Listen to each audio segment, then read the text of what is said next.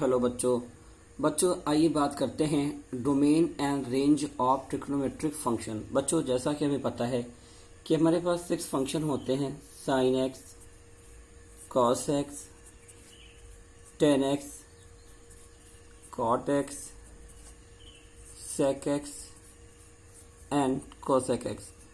बच्चों आज हम पढ़ने वाले हैं कि इन सारे फंक्शन के डोमेन और रेंज क्या क्या होते हैं। तो आइए सबसे पहले बच्चों बात करते हैं हम साइन एक्स की।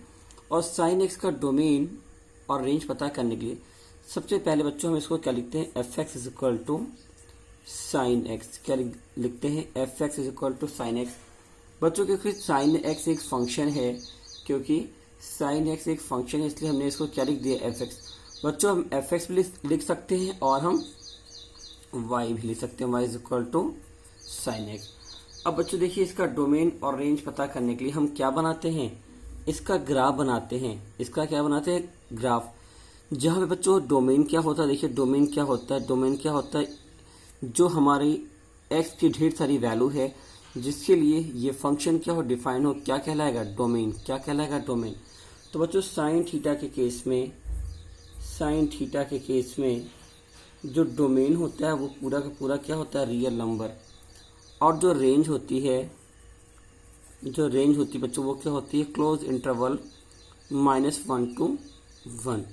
Close interval -1 to 1। बच्चों मैं फिर से रिपीट कर रहा हूँ, हम क्या पढ़ने वाले हैं, domain and range of trigonometric function. हमारे पास 6 फंक्शन होते हैं। अब सबसे पहले मैंने स्टार्टिंग किससे की, साइन थीटा से या साइन एक्स से।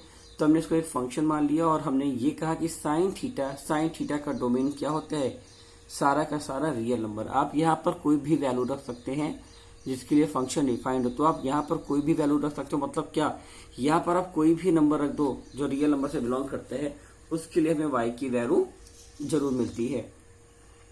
तो साइन थीटा के केस में जो डोमेन हो गया वो क्या हो गया, रियल नंबर। और रेंज क्या है बच्चों, हम जब यहाँ सारी वैल्यूज रखते हैं, आप देखिए हम जब वैल्यूज रखते हैं तो बच्चों फर्स्ट क्वाड्रेंट में साइन की मैक्सिमम वैल्यू क्या मिलती है, साइन 90 पे 1 मिलती है। और बच्चों सेकंड क्वाड्रेंट में भी 1 मिलेगी। थर्ड क्वाड्रेंट में हम जब आते हैं तो 270 पे क्या वैल्यू मिलती है, -1 मिलती है। तो ओवरऑल मतलब क्या हुआ, साइन की मैक्सिमम वैल्यू क्या है, 1 और मिनिमम वैल्यू क्या है, -1।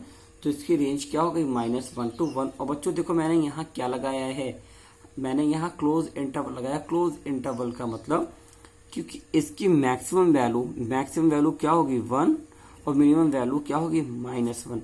देखो -1 to 1। तो ना तो वैल्यू क्लोज इंटरवल का मतलब ना तो वैल्यू कभी -1 से छोटी होगी और ना 1 से बड़ी होगी। बच्चों इस बात को हम और अच्छे से इसके ग्राफ से समझते हैं। आइए पढ़ते हैं ग्राफ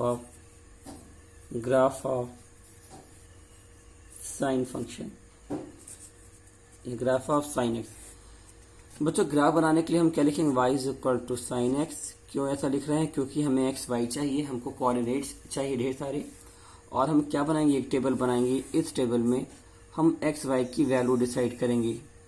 इस टेबल में बच्चों एक्स वाई की वैल्यू डिसाइड करेंगे जो हमारे कोऑर्डिनेट की तरह वर्क करेगी और जिनको कार्टेशियन प्लेन में रखने पर हमें क्या मिल जाएगा, graph of sine X Y. बच्चों जब मैंने यहाँ पर वैल्यू 0 रखी तो आंसर क्या आ जाएगा, 0। या y की वैल्यू क्या आ जाएगी, 0। देखिए साइन 0 की वैल्यू क्या होती है, साइन 0 की वैल्यू 0। यानी जब हम यहाँ x की वैल्यू 0 रख रहे हैं तो y क्या जा रहा है, 0। जब हमने π/2 का मतलब बच्चों क्या हो गया, 90 डिग्री। जब हम 90 डिग्री रख रहे हैं तो वैल्यू क्या मिल जा रही है, 1 मिल जा रही है। बच्चों हम ऐसे ही 90 के डिफरेंस पे हम वैल्यूज को रखते जाएंगे। जब हमने वैल्यू क्या रखी, पाई रखी, तो साइन पाई की वैल्यू क्या हो जाएगी बच्चों, 0 हो जाएगी। फिर हमने 90 के डिफरेंस पे 3π/2 रखा तो वैल्यू 3π/2 की वैल्यू क्या हो जाएगी बच्चों, 3π/2 का मतलब क्या हो गया, देखिए 3π/2 मैं यहाँ सॉल्व कर दे रहा हूँ। 3π की वैल्यू क्या हो जाएगी, 180/2। तो वैल्यू क्या जाएगी, 90 और 3 जा 270। तो बच्चों वैल्यू क्या जा रही है, क्योंकि 270 हो जा रही, थर्ड क्वाड्रेंट में पहुंच जा रही है। हमें पता है थर्ड क्वाड्रेंट में जो साइन की वैल्यू होती है वो क्या होती है -1, तो हमने क्या रख दिया 270 वैल्यू। अभी मैंने यहाँ बताया भी था इसकी वैल्यू क्या हो जाएगी -1। फिर हमने रख दिया 2 पाई का मतलब बच्चों कि ये पूरा एक राउंड कंप्लीट कर लिया, तो यहाँ पर वैल्यू क्या हो जाएगी जो 0 पे थी। और बच्चों ऐसे हमने अगर एंगल माइनस में लिया, हमने क्या लिया -π/2, तो -π/2 की वैल्यू बच्चों क्या हो जाएगी, -π/2 की वैल्यू हो जाएगी -1। पाई की वैल्यू लेंगे तो पाई की वैल्यू बच्चों क्या हो जाएगी, पाई की वैल्यू हो जाएगी 0। -3π/2 की वैल्यू लेंगे तो -3π/2 की बच्चों वैल्यू क्या हो जाएगी, क्योंकि देखिए -3π/2 से उसकी वैल्यू क्या हो जाएगी 1 हो जाएगी। और हमने जब 2 लिया तो इसकी वैल्यू क्या हो जाएगी 0 हो जाएगी। बच्चों आइए इन सारे पॉइंट्स को हम ग्राफ में रखते हैं और पता करते हैं कि साइन फंक्शन का डोमेन और रेंज क्या होता है। तो बच्चों देखिए हमने एक प्लेन लिया x डैश y डैश, और बच्चों हमने इसको 90 के डिफरेंस पे डिवाइड कर लिया, π/2 पाई 3π/2 2 पाई -π/2 -पाई -3π/2 and -2 पाई 1 and -1। बच्चों आइए ये सारे पॉइंट्स हम यहाँ पर रखते हैं। देखिए पहला हमको क्या मिल रहा है 0 0, तो 0 0 यहाँ पर होगा, 0 0 यहाँ पर होगा। सेकेंड वैल्यू क्या मिल रही है π/2 1, तो π/2 पे वैल्यू बच्चों क्या मिल रही है, π/2 पे वैल्यू मिल रही है 1। पाई पे वैल्यू क्या मिल रही है 0। 3π/2 पे वैल्यू क्या मिल रही है बच्चों -1, 3π/2 पे क्या मिल रही है -1, और 2 पे क्या मिल रही है 0। -π/2 पे क्या मिल रही है, -π/2 पे मिल रही है -1। पाई पे क्या मिली वैल्यू 0। 3π/2 -3π/2 पे वैल्यू मिल रही बच्चों 1, और 2 पे क्या मिल रही है 0। तो बच्चों अगर इन सारे ग्राफ पॉइंट्स को मिला दें, इन सारे पॉइंट्स को मिला दें,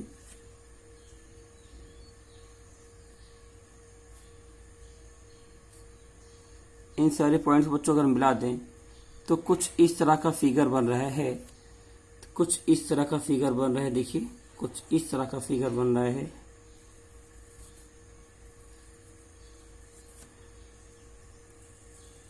जैसा कि आपकी फिजिक्स में इसी करंट का बनता है। तो ये क्या हो गया, यही क्या हो गया ग्राफ ऑफ साइन एक्स, क्या हो गया ग्राफ ऑफ साइन फंक्शन।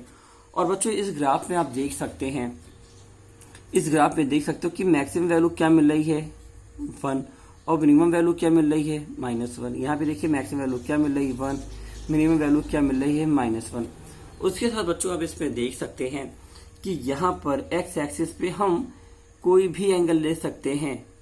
देखिए मैंने चले -3π/2 -π/2 देन 0 देन π/2, और ऐसे रियल नंबर में हम कोई भी वैल्यू यहाँ पर ले सकते हैं। तो इसका डोमेन क्या हो गया बच्चों, इसका डोमेन क्या हो गया, डोमेन क्या हो गया पूरा का पूरा रियल नंबर। और बच्चों देखो डोमेन रखने पर मैक्सिमम वैल्यू क्या मिल रही 1, और मिनिमम वैल्यू क्या मिल रही -1। तो इसका रेंज क्या हो जाएगा, रेंज क्या हो जाएगा बच्चों, रेंज हो जाएगा क्लोज इंटरवल -1 to 1। और बच्चों हमें ये देखना होगा कि साइन फंक्शन का ग्राफ एक्स एक्सिस को किन किन पॉइंट पे कट कर रहा है या किन किन पॉइंट से होकर जा रहा है। तो बच्चों देखो यहाँ पर क्या है 2 पाई, यहाँ पर क्या है पाई, यहाँ पर क्या है, यहाँ पर क्या है 0, यहाँ पर क्या है पाई, यहाँ पर क्या है 2 पाई। तो बच्चों एक बार वे कह सकते हैं कि ये जो ग्राफ है कहाँ से पास हो रहा है, n पाई से। कहाँ से पास हो रहा है, n पाई से। क्यों बच्चों बहुत ध्यान से देखना, कहाँ से पास हो रहा है n पाई, क्यों, क्योंकि अगर n हमारा क्या है, n हमारा एक इंटीजर है, तो n की वैल्यू प्लस या माइनस पे लेने पर हमें ये सारे पॉइंट्स मिल जा रहे हैं जो इस ग्राफ में हमें दिख रहे हैं। देखिए जब हमने वैल्यू क्या रखी इसकी -2, तो वैल्यू क्या मिल जाएगी -2 पाई। जब वैल्यू क्या रखेंगे -1, तो -1 पाई या पाई। जब वैल्यू हमने क्या रखा 0, तो ये आ गया एंगल 0। जब हमने वैल्यू क्या रखी 1, तो क्या हो गया पाई हमने 2 रखा 2 पाई। तो एक बार में जहां जहां से ये एक्स एक्सिस को कट कर रहा है, हम कह सकते हैं कि हमारा ग्राफ एक्स एक्सिस के किन पॉइंट से जा रहा है, तो हम एक बार में बोलेंगे एन पॉइंट से जा रहा है, जहां पर एन क्या है, एन इंटीजर है। डोमेन बच्चों क्या है, डोमेन है रियल नंबर, और रेंज क्या है, -1 to 1। बच्चों मैं फिर से सारी बातें रिपीट करता हूं क्योंकि बहुत इंपॉर्टेंट टॉपिक है। हमने क्या पढ़ा, ग्राफ ऑफ साइन एक्स, और ग्राफ ऑफ साइन एक्स में हमने क्या पढ़ा, ग्राफ ऑफ साइन एक्स में हमने क्या पढ़ा कि हमारा साइन एक्स जो फंक्शन होता है उसका ग्राफ कुछ इस तरह से बनता है, क्योंकि हम रियल नंबर में कोई वैल्यू पुट कर सकते हैं, तो हमारा डोमेन क्या हो गया, सारा का सारा रियल नंबर, और रेंज क्या हो गई, रेंज मैक्सिमम और मिनिमम वैल्यू। तो मैक्सिमम और मिनिमम वैल्यू बच्चों क्या आ रही है, मैक्सिमम और मिनिमम वैल्यू आ रही है -1 और 1, तो हमारी रेंज क्या हो गई, -1 to 1। और ये एक्स एक्सिस के किन सारे पॉइंट से जा रहा है, तो हम एक बार में हमने क्या बोल दिया, एन पॉइंट से। तो बच्चों साइन थीटा के ही ग्राफ बने, सारे फंक्शन के ग्राफ बनाने के लिए हमें ऐसे ही पॉइंट्स लेने होंगे और फिर उनको कार्टेशियन प्लेन में रखना होगा, तो कुछ इस तरह से ग्राफ बनेगा।